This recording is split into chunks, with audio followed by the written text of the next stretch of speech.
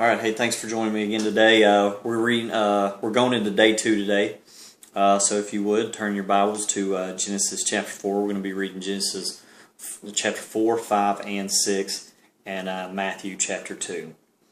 So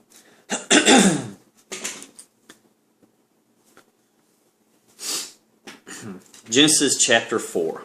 Cain murders Abel. Adam was intimate with his wife Eve, and she conceived and gave birth to Cain.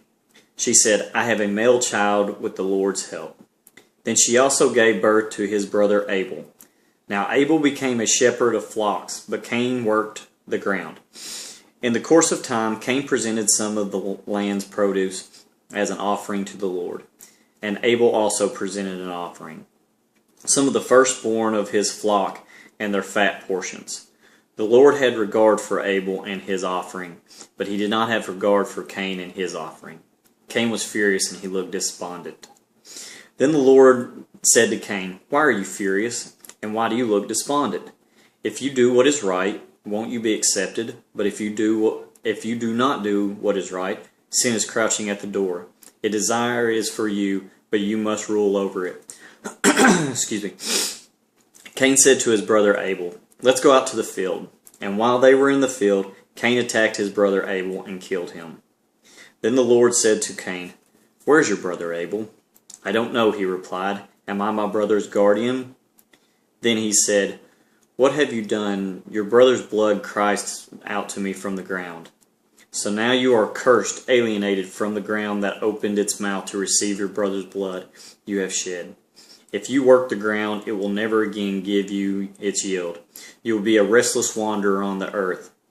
But Cain answered to the Lord, "My punishment is too great to bear, since you are banishing me from the soil, and I must hide myself from your presence and become a restless wanderer on the earth. Whoever finds me will kill me." Then the Lord replied to him, "In that case, whoever kills Cain will suffer vengeance 7 times over."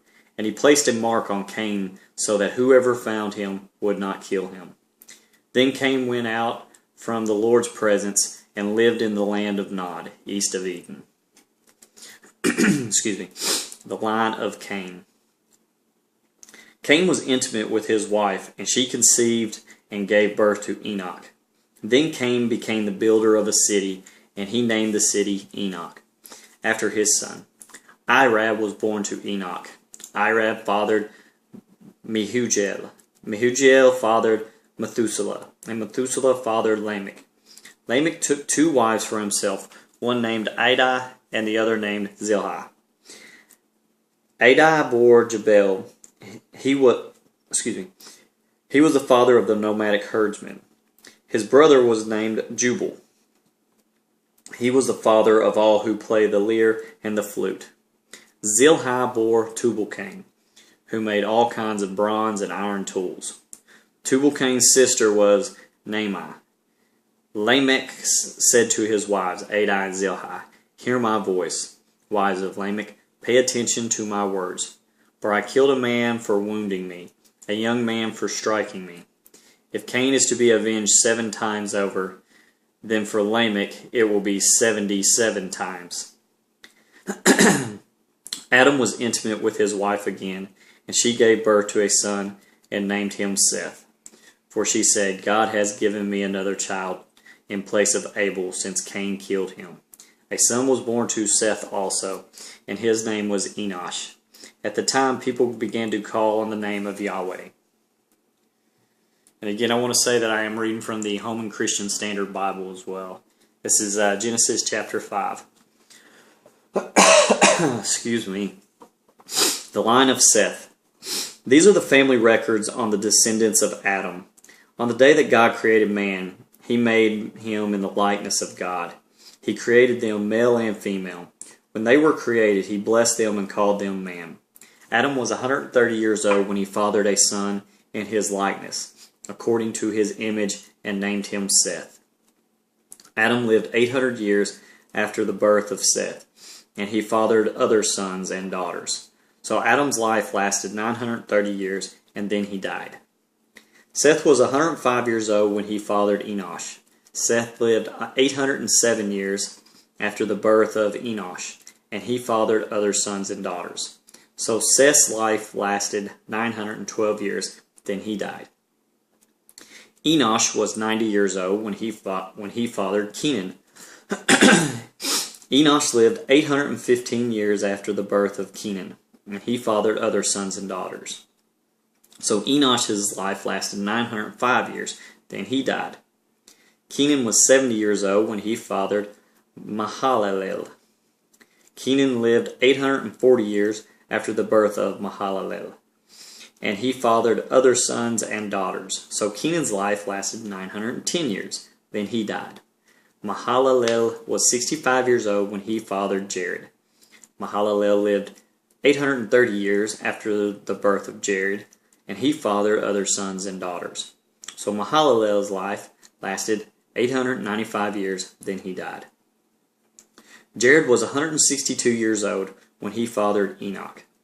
Jared lived 800 years after the birth of Enoch, and he fathered other sons and daughters. So Jared's life lasted 962 years, then he died. Enoch was 65 years old when he fathered Methuselah. And after the birth of Methuselah, Enoch walked with God 300 years and fathered other sons and daughters. So Enoch's life lasted 365 years. Enoch walked with God, then he was not there because God took him. Methuselah was 187 years old when he fathered Lamech. Methuselah lived 782 years after the birth of Lamech, and he fathered other sons and daughters. So Methuselah's life lasted 969 years, and then he died. Lamech was 182 years old when he fathered his son, and he named him Noah, saying, "This one will bring us relief from the agonizing labor of our hands caused by the ground of the Lord has cursed."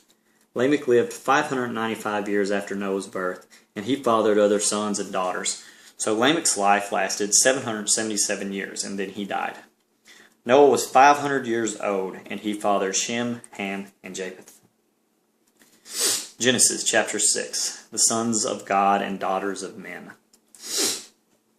When mankind began to multiply on the earth, and daughters were born to them, the sons of God saw that the daughters of mankind were beautiful, and they took any they chose as wives for themselves. And the Lord said, "My spirit will not remain with mankind forever, because they are corrupt. Their days will be 120 years. The Nephilim were on the earth, both in those days and afterward, when the Son of God came to the daughters of mankind, who bore the children to them. They were powerful men of old and famous men." The judgment's decree. When the Lord saw that man's wickedness was widespread on the earth, and that every scheme his mind thought was nothing but evil all the time, the Lord regretted that he had made man on earth, and he was grieved in his heart. Then the Lord said, "I will wipe off the face of the earth mankind whom I created, together with the animals, creatures that crawl, and birds of the sky, for I regret that I had made them." Noah, however, found favor in the sight of the Lord. So God warns Noah. These are the family records of Noah. Noah was a righteous man, blameless among his contemporaries. Noah walked with God, and Noah fathered 3 sons, Shem, Ham, and Japheth. Now the earth was corrupt in God's sight, and the earth was filled with wickedness. God saw how corrupt the earth was, for every creature had corrupted its way on earth. Then God said to Noah, "I have decided to put an end to every creature, for the earth is filled with wickedness because of them. Therefore I am going to destroy them along with the earth. Make yourself an ark of gopher wood. Make rooms in the ark and cover it with a pitch inside and outside. This is how you are to make it. The ark will be 450 feet long, 75 feet wide, and 45 feet high. You are to make a roof, finishing the sides of the ark to within 18 inches of the roof. You are to put a door in the side of the ark, make it lower, middle, and upper decks. Understand that I am bringing a flood waters on the earth to destroy every creature under the heaven with the breath of life in it. Everything on earth will die. But I will establish my covenant with you, and you will enter the ark, your sons, your wives, and your sons' wives. You are also to bring into the ark 2 of the living creatures, male and female, to keep them alive with you. 2 of everything, from the birds according to their kinds, from the livestock according to their kinds, and from the animals that crawl on the ground according to their kinds, will come to you, so that you may keep them alive. Take with you every kind of food that is eaten. Gather it as food for you and for them. And Noah did this, and he did everything that God had commanded him. Now, if you will, turn to Matthew chapter 2. The wise men seek the king. After Jesus was born in Bethlehem of Judea, in the days of King Herod, wise men from the east arrived unexpectedly in Jerusalem, saying, "Where is he who has been born King of the Jews? For we saw his star in the east, and we have come to worship him." When King Herod heard this, he was deeply disturbed, and all Jerusalem was with him.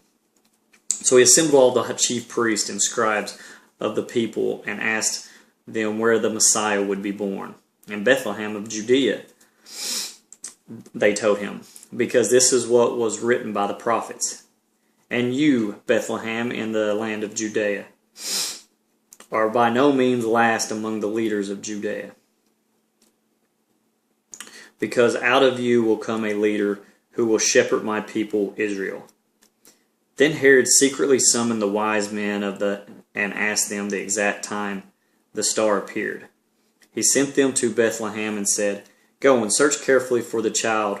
When you find him, report back to me so that I too can go and worship him." After hearing the king, they went on their way. And there it was, the star that they had seen in the east. It led them until it came and stopped above the place where the child was. When they saw the star, they were overjoyed beyond measure. Entering the house, they saw the child with his mother Mary, and falling to their knees, they worshipped him. Then they opened their treasures and presented him with gifts, gold, frankincense, and myrrh. And being warned in a dream not to go back to Herod, they returned to their own country by another route. The flight to Egypt. After they were gone, an angel of the Lord suddenly appeared to Joseph in a dream, saying, "Get up, take the child, his mother, and flee to Egypt, and stay there until I tell you, for Herod is about to search for the child to destroy him." So he got up, took the child and his mother during the night, and escaped to Egypt. He stayed there until Herod's death, so that was spoken by the Lord through the prophet might be fulfilled. "Out of Egypt I called my son." The massacre of the innocents. Then Herod, when he saw that he had been outwitted by the wise men, flew into a rage. He gave orders to massacre all the male children in and around Bethlehem who were 2 years old and under, in keeping with the time he had learned from the wise men. Then what was spoken through Jeremiah the prophet was fulfilled. A voice was heard in Ramah, weeping and great mourning, Rachel weeping for her children, and she refused to be consoled because they were no more.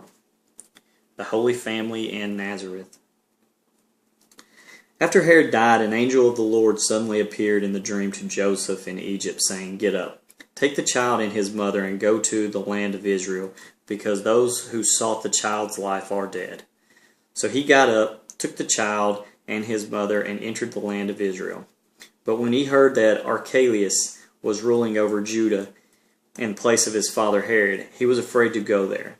And being warned in a dream, he withdrew to the region of Galilee.